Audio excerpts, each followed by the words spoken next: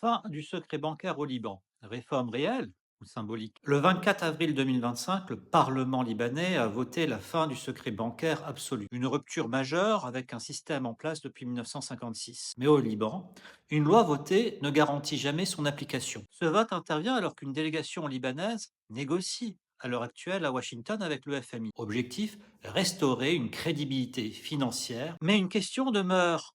Ce texte va-t-il réellement changer quelque chose? Pendant des décennies, le secret bancaire protégeait tous les comptes, même en cas de blanchiment ou d'enrichissement suspect. Il était très difficile en fait de le faire lever. Et la nouvelle loi permet, en théorie, à la justice, au fisc, à certains organes de contrôle d'accéder aux données bancaires dans des cas ciblés. Sont concernés les responsables de la fuite des capitaux, par exemple, les bénéficiaires des ingénieries financières, les banques et leurs actionnaires, ou encore les comptes liés à la corruption. Mais plusieurs articles du texte restent flous. Qui décide par exemple de la levée du secret bancaire? Sur quelle base? Quel délai? Et tout dépendra en fait des décrets, s'ils arrivent. Et surtout, est-ce que les banques, le relais politique qui s'opposent à cette réforme, coopèrent? Officiellement, pour préserver la stabilité, ils s'opposent à cette réforme. Mais les Libanais, eux, ne veulent plus de secret, justement. Ils veulent savoir où sont passés leurs dépôts, leurs salaires qui sont bloqués, leurs comptes qui sont évaporés.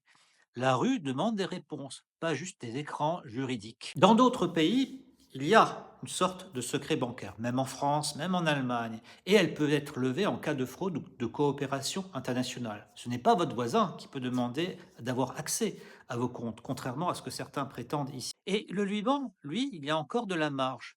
Il n'y a pas encore d'échange automatique d'informations.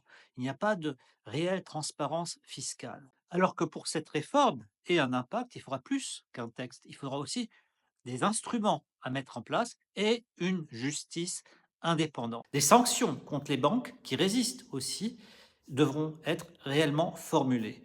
Et une pression continue des partenaires internationaux comme le FMI, comme ce qui est en train d'être le cas, doit se poursuivre. Cette loi, en fin de compte, est une brèche dans un système qui est opaque. Mais sans mise en œuvre, elle restera une loi morte comme beaucoup. Et la confiance au Liban, elle ne se décrète pas, elle se reconquiert.